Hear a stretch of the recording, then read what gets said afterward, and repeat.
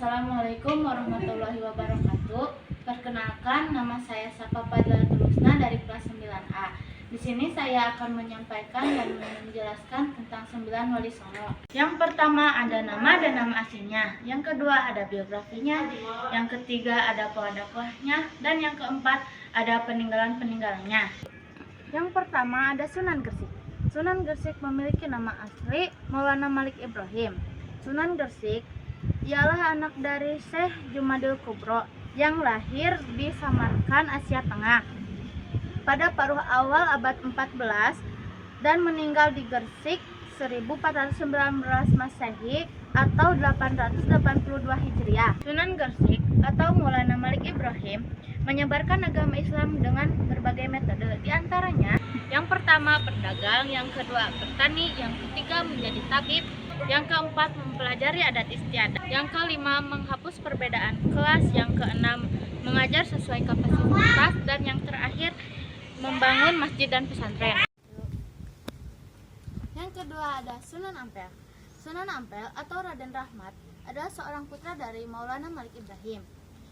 Pada masa kecilnya, Sunan Ampel lebih dikenal sebagai Raden Rahmat.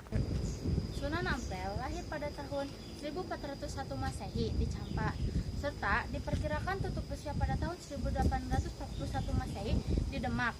Sedangkan makam dari Sunan Ampel adalah di bagian barat Masjid Ampel yang terletak di kota Surabaya. Baik, ada pula metode dakwah.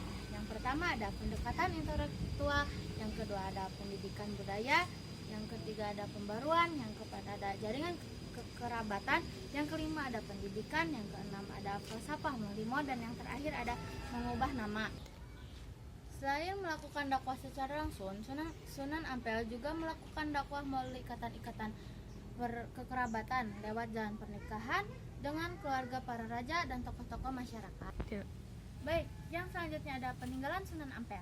Yang pertama ada Masjid Sunan Ampel, yang kedua ada Masjid Jami Panelah, yang ketiga ada Masjid Rahmat Kembang Kuning, yang keempat ada makam Sunan Ampel. Yang ketiga Sunan Bonang. Sunan Bonang memiliki nama asli ialah Raden Magdum Ibrahim. Beliau lahir di Tuban pada tahun 1465 Masehi.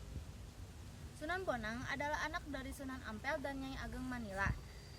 Beliau tutup usia sekitar tahun 1525 Masehi di Pulau Bawone. Beliau dimakamkan di wisata religi Sunan Bonang, Tuban. Baik, yang selanjutnya ada metode dakwah. Yang pertama ada gamelan, wayang, lagu, suluk wijil, dan tambang tombak ati. Yang terakhir ada ilmu kebatinan. Beliau menggunakan kesenian dan kebudayaan sebagai alat untuk menyebarkan agama Islam.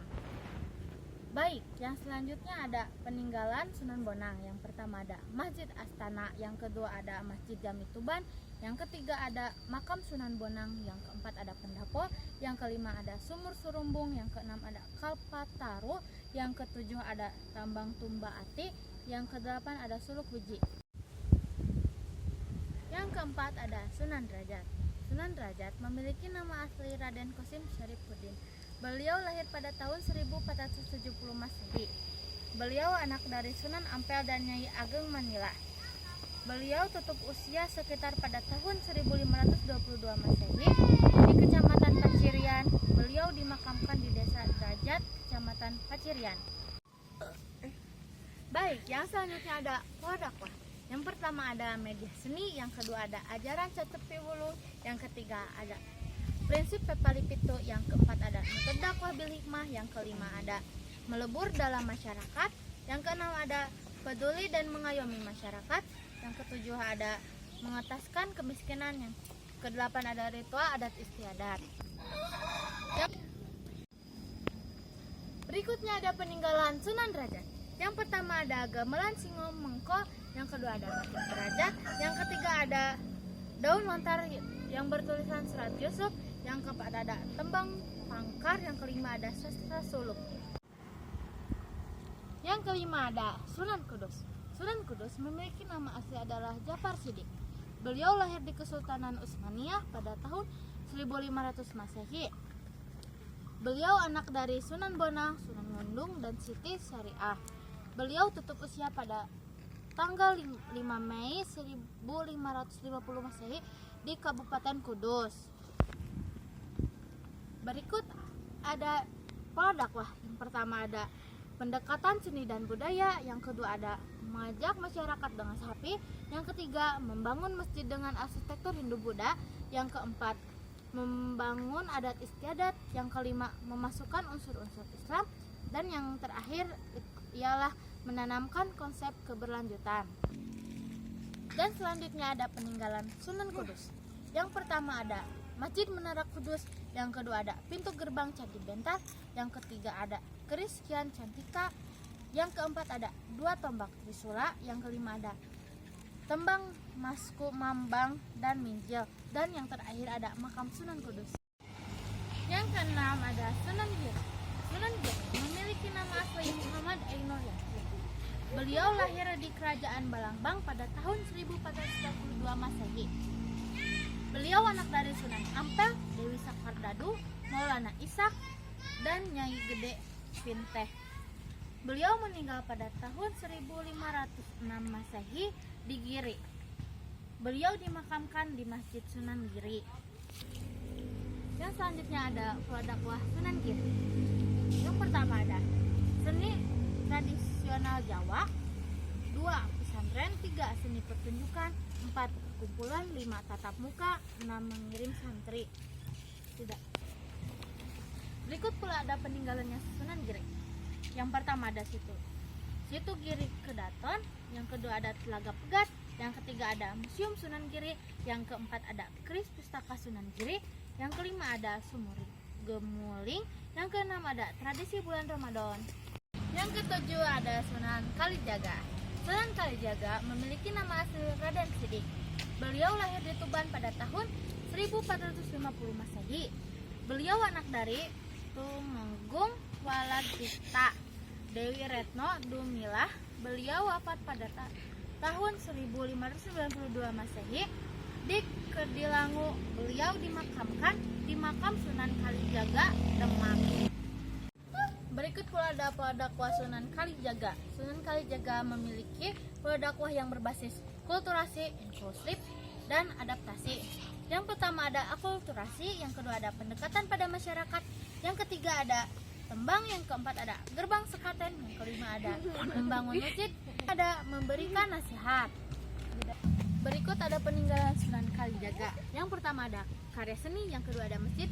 Di antaranya ada Masjid Baitur Rahmat di Semarang, Masjid Sunan Kalijaga di Kedalangu, Demak, Masjid Tiban Puluhan di Klaten, Masjid Sunan Kalijaga Kulon Progo. Pakaian, sistem pemerintahan, seni tata pada tiang masjid, gerbang maulid. Baik. Yang kedelapan ada Sunan Muria. Sunan Muria memiliki nama asli Raden Umar Said. Beliau anak dari Sunan Kalijaga, Dewi Saroh, Sunan Ngundung. Beliau wafat pada tanggal 1551 Masehi di Kecamatan Dawe. Beliau dimakamkan di Calo, Dawe, Kudus. Baik, yang selanjutnya ada pola dakwah. Yang pertama adalah mengakulturasikan budaya, mengajarkan keterampilan, meningkatkan rakyat jelata, menggunakan metode bil hikmah, mengajarkan pentingnya melestarikan lingkungan. Berikut ada peninggalannya. Yang pertama Masjid Agung Sang Cipta Rasa, yang kedua ada keris Pustaka Paksi Naga 5, yang ketiga ada botol kristal kuno, yang kelima ada piring keramik, yang keenam ada naskah-naskah Sunan Gunung Jati. Baik, yang terakhir atau ke yang 9 ada Sunan Gunung Jati. Sunan Gunung Jati memiliki nama asli Syarif Hidayatullah. Beliau lahir di Kairo, Mesir pada tahun 1448 Masehi. Beliau wafat pada tanggal 19 September 1568 Masehi di Keraton Kesepuhan Cirebon. Baik, yang berikutnya ada pola dakwah. Yang pertama ada pendekatan budaya, yang kedua ada menjunjung tradisi, yang ketiga ada menguatkan kedudukan politik, yang keempat ada membangun sarana dan prasarana ibadah, yang kelima membangun jalur transportasi laki-laki. Yang keempat, menikahi dengan gadis setempat. Yang terakhir, metode Muhammadiyah Hasanah, nasihat-nasihat baik. Berikut ada peninggalannya. Yang pertama, Masjid Agung Sang Cipta Rasa. Yang kedua ada Kris Pustaka Paksi Naga 5. Yang ketiga ada botol kristal kuno. Yang kelima ada piring keramik. Yang keenam ada naskah-naskah Sunan Gunung Jati. Sekian dari saya, mohon maaf bila ada salah kata, mohon dimaafkan. Wassalamualaikum warahmatullahi wabarakatuh.